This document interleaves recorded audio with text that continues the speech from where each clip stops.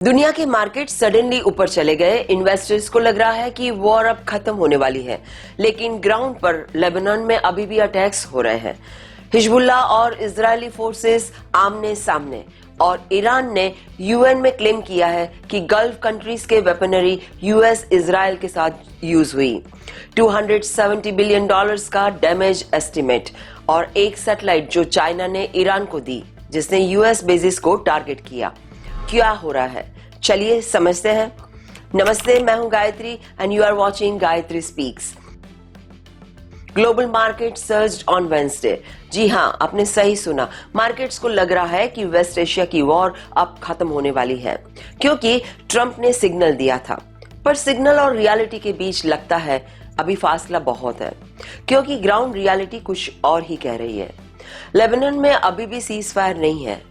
Israeli forces और Hezbollah reportedly एक दूसरे पर अटैक्स कर रहे हैं साउथ लेबनान में। वहीं लेबनान, जहां कुछ दिन पहले एक ही दिन में सैकड़ों मारे गए थे और हजारों घायल हुए थे, वहां अभी भी आग जल रही है। लितानी नदी के उस तरफ हाल ये है कि रेसिडेंशियल इलाकों में अब कोई चिड़िया भी दिखाई नहीं दे रही है। लोग घर छोड़ छोड़ के जा चुके हैं, और अटैक्स इतने बड़े हैं कि लिटरली सब कुछ नष्ट हो चुका है। और सिर्फ ये लेबनान में ही नहीं है, दूसरी तरफ ईरान ने अपने नेबर्स पर अटैक एस्केलेट कर दिया है। Iran permanent ambassador to the UN ने एस्टिमेट दिया $270 बिलियन डायरेक्ट डैमेजेस, यानी अगर सीजफायर के बाद युद्ध को रोकना है तो $270 बिलियन का हर्जाना ईरान क्लेम कर रहा है। यह सिर्फ एक नंबर्स नहीं है, यह अमेरिका और इजराइल के अटैक्स की इकोनॉमिक कॉस्ट है जो ईरान के टेरिटरी पर हुए। और ईरान यह भी क्लेम कर रहा है कि वॉर रेफरेंसेस उनकी डिमांड है, और वो इस टेबल पर एक्टिवली परस्यू कर रहे हैं। लेकिन सबसे इंटरेस्टिंग क्लेम है, ईरान ने यूएन में कहा है कि उनके पास एविडेंस है कि weaponry used against them came from some Gulf states. वही गल्फ स्टेट्स जो मीडिएटर्स का रोल प्ले कर रहा है। मतलब एक तरफ वो बैठ के बात कर रहे हैं, दूसरी तरफ उनके वेपन्स ईरान पर गिर रहे हैं। अगर यह सच है तो मीडिएशन की क्रेडिबिलिटी क्या बचेगी? यहाँ और एक एंगल है। रिपोर्ट आ रही है कि अननेम्ड सोर्सेस की Iran bought a satellite from China, और इस सैटेलाइट ने हेल्प की ईरान को to target US bases in the Gulf region. China ने इस क्लेम को कंप्लीटली मेडअप कहा है, लेकिन अगर ये सच है तो चाइना की न्यूट्रलिटी का क्या?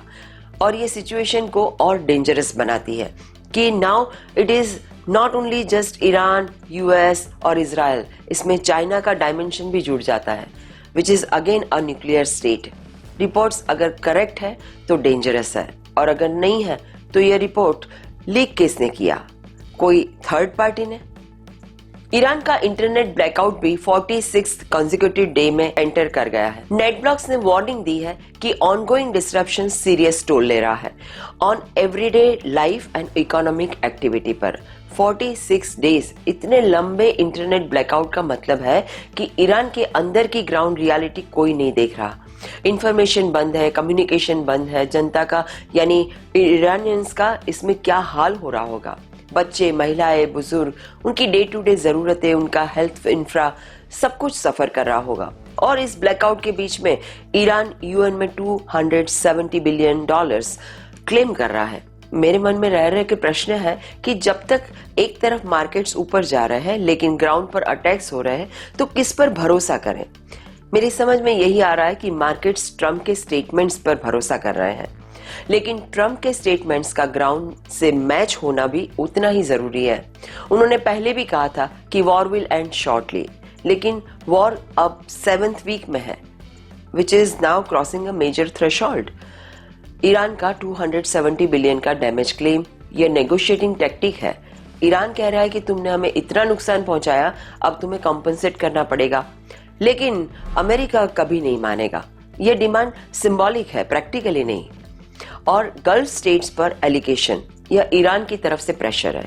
ईरान कह रहा है कि तुम मीडिएटर्स बन रहे हो, लेकिन तुम्हारे वेपन्स हम पर गिर रहे हैं। इससे गल्फ कंट्रीज को डिस्कम्फर्ट होगा, और वो अमेरिका पर प्रेशर डालेंगे कि वॉर एंड करो, क्योंकि ईरानियन आर्मी स्ट्रांग है, और अगर मामला बिगड़ा तो ईरान का कहर सबसे पहले अमेरिका के अरब अलाइज पर टूटेगा। Because now present Iran regime has nothing to lose. वो तो पहले ही इस स्टाइल में चल गए हैं कि हम तो डूबेंगे सनम, तुमको भी ले डूबेंगे। सैटेलाइट वाला एंगल अगर देखें, सच हो या झूठ, एक बात क्लियर है कि चाइना इस गेम में है, चाहे वो वेपन्स दे रहा हो या सैटेलाइट या सिर्फ डिप्लोमेटिक सपोर्ट। चाइना की प्रेजेंस फील हो रही है। इसका मतलब है कि चाइना के इंटरेस्ट की अनदेखी नहीं हो सकती। इंटरनेट ब्लैकआउट 46 डेज का, ये बहुत लंबा टाइम है। इसका मतलब है कि ईरान गवर्नमेंट कंट्रोल कर रही है कि उसके सिटीजन्स क्या देख सकते हैं और क्या नहीं। वॉर की रियल पिक्चर, डैमेज की रियल पिक्चर कोई नहीं देख रहा है। वहां सिर्फ गवर्नमेंट का नैरेटिव चल रहा है। प्रॉब्लम भी वही है, सत्ता जिनके हाथ में वो हार्डलाइनर्स है और वो ये कंट्रोल हाथ से जाने नहीं देंगे। मतलब जनता के लिए तो इधर कुआं उधर खाई वाला मामला है। चलिए आगे बढ़ते हैं और इम्पोर्टेंट खबरों की तरफ। ट्रंप ने फॉक्स न्यूज में कहा, Iran war is very close to being over. Iran युद्ध खत्म होने के बेहद करीब है। लेकिन साथ ही यूएस ट्रेजरी ने कहा है कि ईरानियन ऑयल के सेल का ऑथराइजेशन 19 अप्रैल को खत्म हो रहा है और रिन्यू नहीं होगा। वाइस प्रेसिडेंट जेडी वैंस ने ट्रंप के ग्रैंड बार्गेन की बात करी है, जहां ईरान वापस ग्लोबल इकोनॉमी में आएगा। लेकिन मोसैड चीफ ने कहा कि मिशन अनफिनिश्ड है जब तक रेजिम रिप्लेस नहीं होता। फ्रांस और ब्रिटेन हॉर्मुज में फ्रीडम ऑफ नेविगेशन के लिए डिफेंसिव मिशन प्लान कर रहे हैं और बीच में कतर ने क्लेम्स डिसमिस किए, चाइना ने एलिगेशंस डिसमिस किए। क्या वॉर इज रियली एंडिंग? थोड़ा इसमें घुस के समझना पड़ेगा। देखिए, प्रेसिडेंट ट्रंप ने फॉक्स न्यूज इंटरव्यू में कहा, Iran war is very close to being over. यह स्टेटमेंट आया है जब सीज फायर खत्म होने में सिर्फ 1 हफ्ता बचा है। लेकिन वेरी क्लोज का मतलब क्या? 2 दिन, 2 हफ्ते, 2 महीने? ट्रंप ने टाइमलाइन नहीं दिया है। लेकिन यूएस ट्रेजरी ने एक पोस्ट एक्स पर लिखा कि समुद्र में पहले से फंसे हुए ईरानियन ऑयल की बिक्री की अनुमति देने वाला शॉर्ट टर्म ऑथराइजेशन कुछ ही दिनों में समाप्त होने वाला है। इसे रिन्यू नहीं किया जाएगा। सीरियस बात है ये। यह ऑथराइजेशन मार्च 28 से पहले ट्रांसपोर्ट में एग्जिस्टिंग ऑयल के लिए था और अप्रैल 19 तक वैलिड था। अब वो खत्म हो रहा है और रिन्यू नहीं होगा।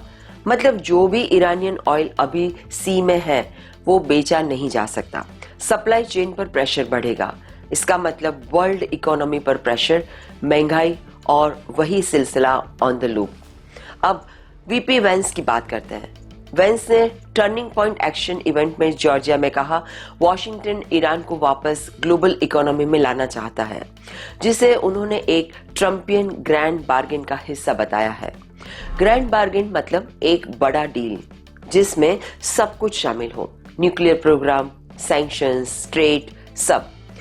वेंस ने एक्नॉलेज किया कि gap between the two sides overnight close नहीं होगा, लेकिन कहा कि दोनों पक्ष एक समझौते को आगे बढ़ाने के इच्छुक है। प्रेसिडेंट डोनाल्ड ट्रंप ने यूएस डेलीगेशन को नेक नियति यानी कि गुड फेथ के साथ बातचीत करने का निर्देश दिया है। उन्होंने कहा, ट्रंप ने न्यूयॉर्क पोस्ट को बताया कि ईरान के साथ नेगोशिएशंस का दूसरा दौर अगले 2 दिनों के भीतर पाकिस्तान में हो सकता है। इस मामले से जुड़े 4 अधिकारियों ने रॉयटर्स को पुष्टि की है कि यूएस और ईरानियन दोनों टीमों के इस सप्ताह के अंत में इस्लामाबाद लौटने की उम्मीद है।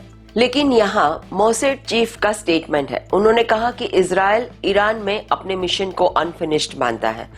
ऑपरेशन कंप्लीट नहीं होगा until the regime is replaced.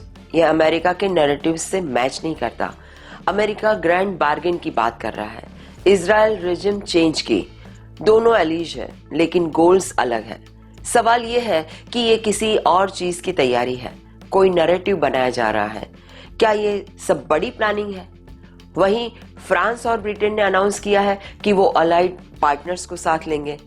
Defensive mission coordinate करने के लिए, freedom of navigation Strait of Hormuz में रिस्टोर करने के लिए once condition on ground allow.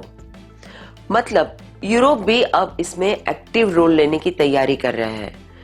और इस उथल पुथल के बीच एक और मिडिल ईस्ट में प्लेयर कतर पुश बैक किया रिपोर्ट्स के खिलाफ कि उसने कोई फाइनेंशियल अरेंजमेंट ब्रोकर की है ईरान के साथ। अटैक्स हाल्ट करने के लिए कतर ने इन आरोपों को सिरे से नकार दिया है।